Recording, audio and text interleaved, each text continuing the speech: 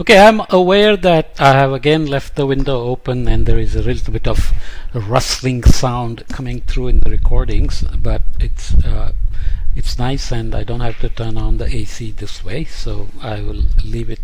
I see that the recordings are quite audible, so apologies for the wind sound. Nonetheless, going back to heat budgets, we also need the components of the heat fluxes. We looked at short wave and long wave. There are other fluxes, turbulent fluxes being exchanged at the surface, which are typically computed using bulk formulae because you cannot directly measure them. So the sensible heat, which depends on the temperature difference between the sea surface and the air above, is written as the density of the air times Cp, the heat capacity at constant pressure, and some exchange coefficient, and wind speeds times delta T, the temperature difference, how much heat, sensible heat is picked up by the atmosphere. Remember, the ocean is forced from the top and the atmosphere is mostly forced from the bottom, except for the diabatic heating in the convection. So these are critical components of forcing the atmosphere from the bottom, as well as ocean being forced from the top. Latent heat flux obviously depends on evaporation, which depends on the saturation humidity difference at sea surface temperature minus humidity at something like 10 meters in the air. So air at the interface is considered saturated at sea surface temperature, and then the humidity difference of the air at 10 meters is going to determine how much of the bulk evaporation happens. So that's again a function of density, latent heat of vaporization, exchange coefficient, and wind speed times delta Q. Obviously the difference here is that Q is an exponential function of temperature, the Clausius-Clapeyron. So obviously latent heat flux is a non-linear function, and typically it's much larger than QSH. So when you look at orders of magnitude, shortwave and latent heating are the largest components, with sensible and long wave typically being much smaller.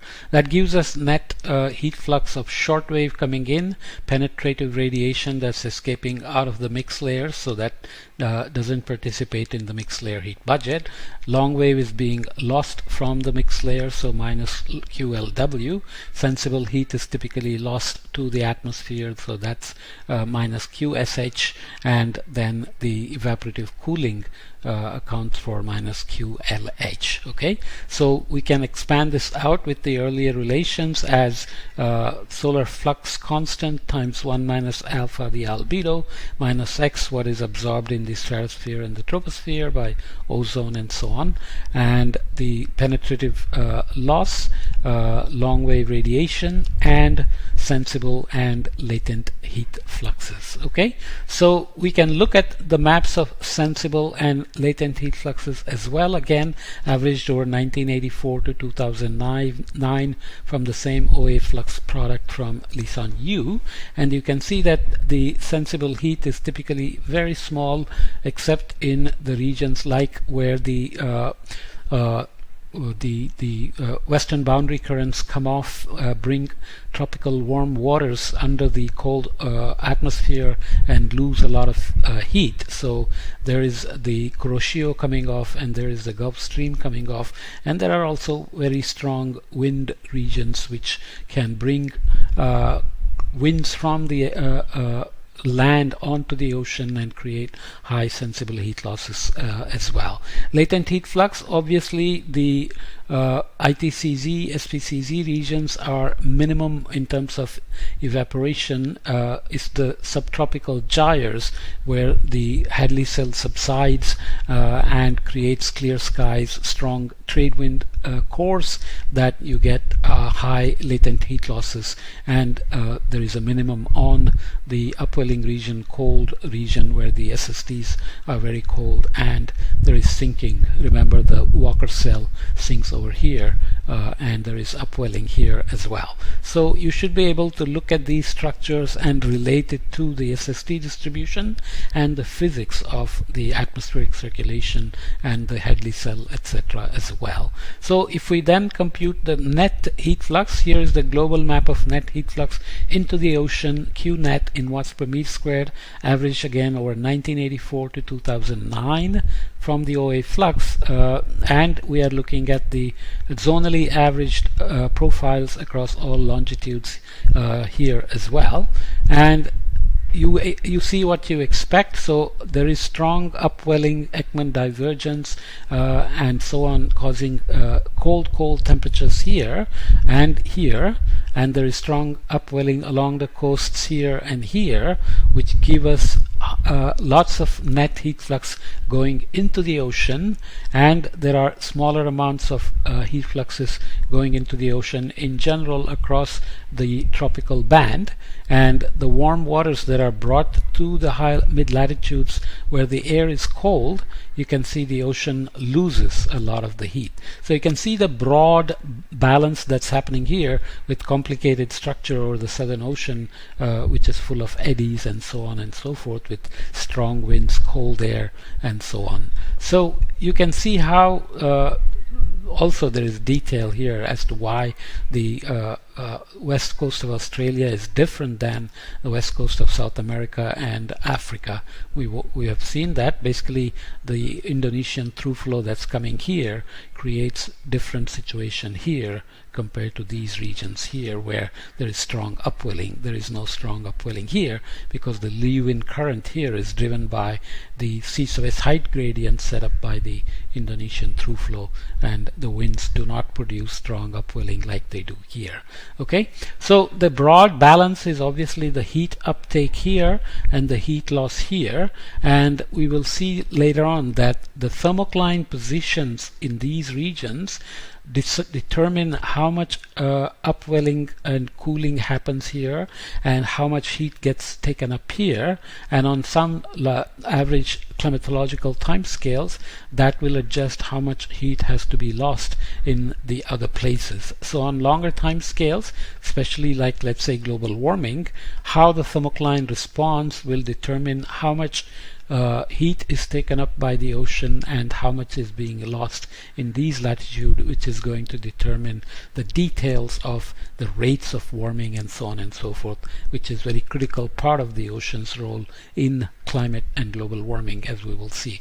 So on a global scale then you have QNet that is going out of the ocean here into the ocean, let's see, ocean gain and ocean loss. So you have, averaged over here, ocean loss, there is ocean gain here, ocean loss there.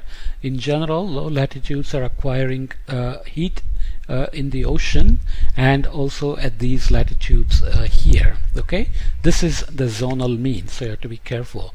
But when you look at the heat flux in and out of the Atlantic, you will see that the Atlantic is quite different. It's losing a large amount of heat here, and additional heat gain is happening here compared to the global average because the meridional overturning circulation is bringing heat across here, and it's affecting the AC exchanges as well. And you can see some cross-equatorial fluxes that should result from looking at the heat balance, let's say from some latitude here to some latitude there. So the central Atlantic Ocean is marked by this dashed line on the map. So there is the global mean, which has some structure, and there is the zonal asymmetries that correspond to how the Indian Ocean is different than the Pacific and that is different from the Atlantic, and so on. So if there is no heat flux, obviously the balance will be between time rate of change of the temperature and just the energy, the heat being moved around within the ocean mixed layer. Obviously the gradient of temperature in this case can be expanded into minus u dt dx minus v dt dy minus w dt dz. I'm sure you understand why there is a minus sign here. You can move this to this side and write dt dt plus v dot grad t equal to 0. So the divergence and convergence of heat is going to balance the temperature change over time, and this basically relates to how temperature gradient and advection end up creating the heat balance. That's why you end up with the negative sign. So you can think about it for a minute if you want. For example, if U is positive and temperature is decreasing in the positive direction, then the temperature gradient is negative because it is decreasing in the positive x direction. U is in the positive x direction. So in effect you are moving heat in a negative gradient direction, so it is minus u dt dx. Okay, that's what this means. An idealized case for evaluating horizontal temperature advection is shown here. White contours are isotherms or constant temperature lines. Darker areas are warm and lighter areas are cold. Black arrows represent surface velocity field where we have set meridional velocity to be 0 in the y direction, and we only have zonal velocities, so we obviously have heat being carried from warm regions to colder regions and warming them, and so on across the isotherms, because the dt dx is in this direction and u dt dx is negative and u is positive, so you get minus u dt dx as the flux in the zonal direction. There is also diffusion happening, of course, but it is not the molecular diffusion, because in the ocean and the atmosphere molecular level diffusions are not at all important compared to the mixing that happens because of the so-called eddies, the features of the ocean and the atmosphere where air masses and water masses are moving around. So if you think about a flux, again, like the temperature flux, it is going to be minus a dc dx. So a is some kind of a diffusion coefficient, which is not molecular diffusion, it is a eddy diffusivity. Okay, so just try to get a sense of it by reading the book or looking up on Wikipedia and so on. So the correlations of u prime, deviations of zonal velocity from the mean, meridional velocities from the mean meridional velocity, and temperature gradients, for example, can be used to compute eddy fluxes, which is what is typically done. So again, it is minus a dc dx, because if c is decreasing in the x direction, then the flux is going to be negative. A is positive here. dc dt then becomes df dx, so it will be a d squared c dx squared. How the diffusive flux varies in the x direction, or in 3, I can see the winds blowing, so it'll be some noise there.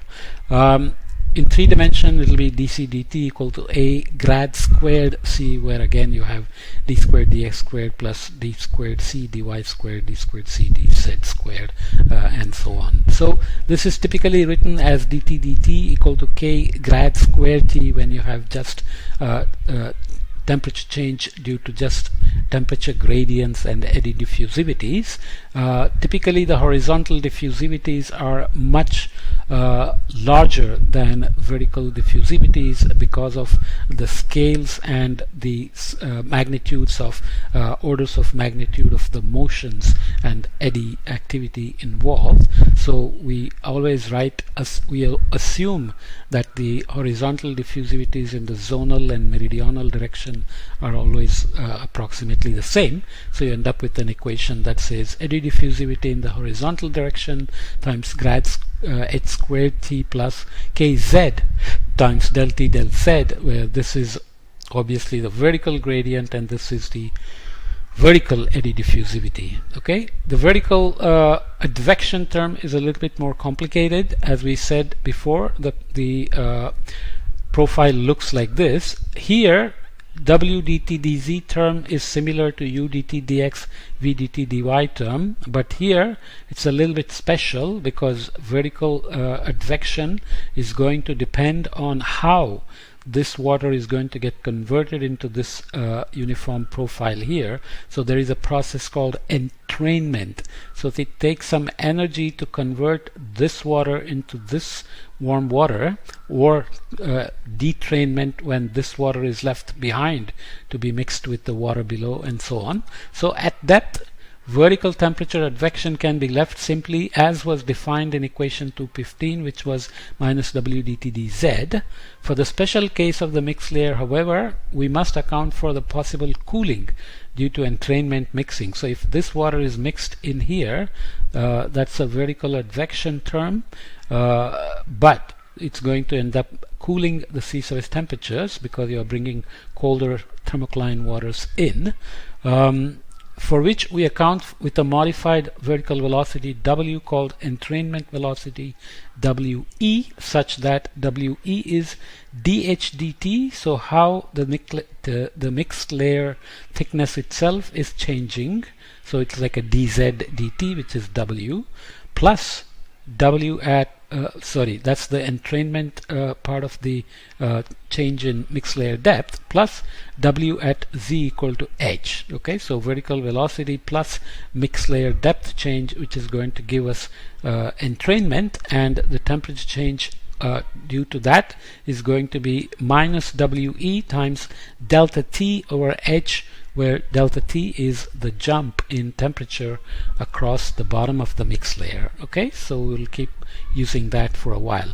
Pulling it all together, dt dt for the mixed layer then looks as like this, with the short wave radiation, penetrative radiation, long wave radiation, sensible and latent heat fluxes, zonal, meridional and vertical advection, including the entrainment, horizontal and vertical eddy diffusivity terms that depend on the gradients as well.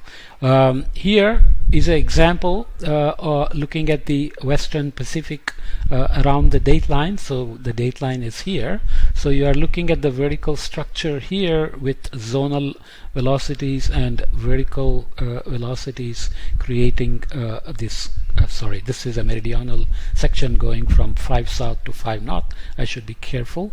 These are zonal velocities and meridional velocities, and here is the cold temperatures associated with the upwelling transitioning to the warm pool that we talked about, and that's how the vertical structure looks. So average SST in the tropical Pacific during 2007 from NOAA OLV2 dataset, average surface currents in meter per second in the inset region during 2007 from OSCAR dataset, which is a satellite sea level based wind based ocean current data.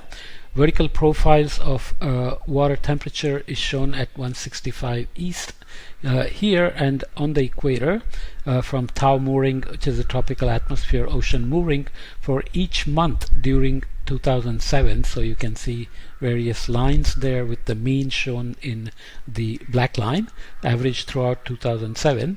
The location of the 165 east 0 north tau mooring is marked here. Okay, so that's the balance of horizontal advections, and there is a vertical process happening that corresponds to how these temperatures are changing because of horizontal advection, vertical mixing, net heat flux, and so on and so forth. So SST temperature average throughout the mixed layer TML and entrainment temperature TE during 2007 at 165 east 0 north tau mooring. This is the temperature change here, so sea surface temperature, entrainment temperature, and mixed layer temperature. So you can see how the three are related, and this is the mixed layer depth and how it changed throughout the year. Relative to the Eastern Pacific, the change is not very dramatic, but it depends on how it changes the sea surface temperature. So you can see that in 2007, the temperatures started out pretty warm, around 30 degrees centigrade, but by December they ended up with almost 1.5 degree cooling, and that is associated with entrainment, because you can see the deepening of the mix layer here, and you can see various components of the fluxes. The shortwave penetrative radiation is fairly small, sensible is fairly small, long wave is almost the same as sensible, and latent heat flux is large compared to the other two. Okay, so here are the various budget terms that are being shown. Zonal advection, meridional advection, VAE is the vertical advection and entrainment. This is the horizontal eddy diffusion term, vertical eddy diffusion term, and ZA is the zonal advection term, as we already said. So these are the various terms. Temperature change, DT dt. This is for the ocean. Summary of heat budget, including surface flux term, Q net, DT dt, and the dashed term here is TML change, so degree C per month. So see if the satellite products can be slightly different, and they are often converted to some kind of a bulk temperature. So there are details that I will not get into here, and leave this podcast here, which is a little bit long, but it's okay. So I hope this chapter made it clear as to how the heat budget terms are computed, and the number of data and information we need. Obviously, in the models, they are all computed internally. If it's an forced ocean model, then we are prescribing sea surface fluxes in some form. If it is a coupled ocean atmosphere model, then internally it will compute all the fluxes, and only the radiation at the top of the atmosphere is prescribed. So we'll look at more details as we go along. Okay.